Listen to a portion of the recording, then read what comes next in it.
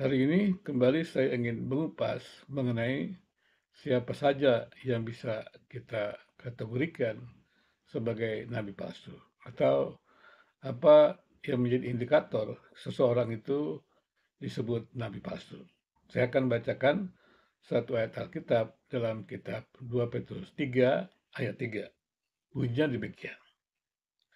Yang terutama harus kamu ketahui ialah bahwa pada hari-hari terakhir akan tampil pengejek-pengejek dengan ejekan-ejekannya, yaitu orang-orang yang hidup menurut hawa nafsunya. Jadi orang-orang yang mengejek Kristen, mengejek firman Tuhan, mengejek Alkitab, mengejek Yesus, dan hidup dari hawa nafsunya. Jadi ingin mendapatkan uang, ingin mendapatkan kekayaan, ingin mendapatkan popularitasnya. Di dalam Alkitab ini, dalam 2 Petrus 3 ayat 3 itu adalah nabi palsu. Hari ini saya juga ingin menjelaskan mengapa saya mengelompokkan atau menggolongkan Don Ditan sebagai nabi palsu dalam perspektif Kristen. Yang pertama adalah memang Don Ditan selalu mengejek Kristen dengan pertanyaan-pertanyaannya. Dan saya ingin membuktikan bahwa dia adalah pengejek-pengejek yang seperti dikatakan oleh Alkitab ini. Pengejek-pengejek akhir zaman.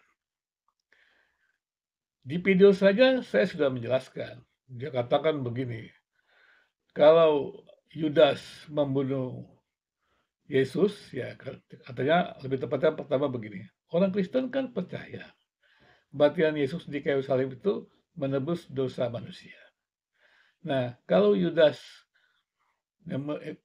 ikut menyalibkan Yesus atau bahkan disuap untuk bisa membuat Yesus disalib gitu, dan kemudian juga orang-orang Romawi yang menyalibkan Yesus dan juga iblis yang ikut menyalibkan Yesus, apakah dia itu berjasa atau tidak? Ya. Kalau dia berjasa, apakah dia masuk surga atau tidak? Ini adalah contoh atau salah satu pertanyaan liar dari Donitan yang sebenarnya dia tidak ingin jawaban, tapi dia hanya ingin mengejek. Wah, itu keyakinan Kristen itu sebagai Tuhan, keselamatan salib Yesus itu bohong kan gitu kira-kira ya.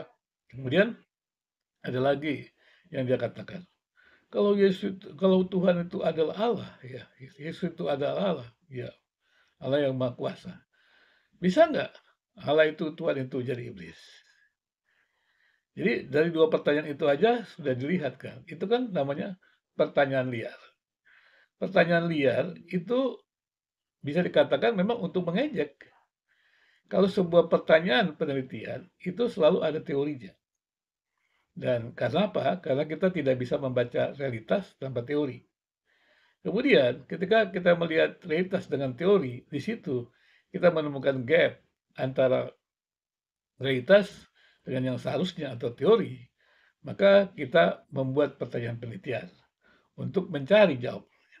Nah, itu yang namanya niat baik, akademis, penelitian. Tapi waktu kita memperhatikan pertanyaan-pertanyaannya ditahan, itu tidak akademis dan tidak dilandasi juga oleh sebuah teori. Berarti pertanyaannya hanya mengejek. Mana buktinya? Pertanyaan Donitan itu hanya mengejek atau menista Kristen. Dari itu kata Alkitab didorong oleh hawa nafsunya. Ingin populer, ya ingin juga mendapatkan dana tentunya. Karena agama ini kan sekali dipakai. Jadi perpindahan agama itu baik dari Kristen ke Islam maupun dari Islam ke Kristen itu seringkali dipakai untuk membuat dirinya populer. Mungkin karena di perpindahan agama di Indonesia ini kan susah kali ya. Artinya menimbulkan dia terputus dari keluarganya, banyak kesulitan. Dan akhirnya dia mencari jalan pintas, yaitu populer dan kemudian bisa memenuhi kebutuhannya dengan cara apapun. Jadi dia lupa bahwa dia harusnya memuliakan Tuhan. Kalau dia memang beragama, mengalami pembaruan spiritual, harusnya memuliakan Tuhan dan menghargai sesamanya. Kembali saya ingin buktikan bahwa pertanyaan-pertanyaan Dolitan adalah pertanyaan liar yang mengejek kekristenan atau mengejek keyakinan Kristen. Contohnya begini, kalau kita bicara penelitian, maka pertanyaan penelitian itu kita lakukan adalah untuk mendapatkan data. Jadi saya membuat pertanyaan penelitian untuk mendapatkan data, dan data itu kemudian menjadi teori. Kalau saya membuat sebuah penelitian kualitatif. Jadi itu namanya penelitian empiris misalnya. Kemudian kalau saya ingin membuat mengumpulkan data penelitian, maka mengacu kepada pertanyaan penelitian itu saya membuat instrumen pengumpulan data.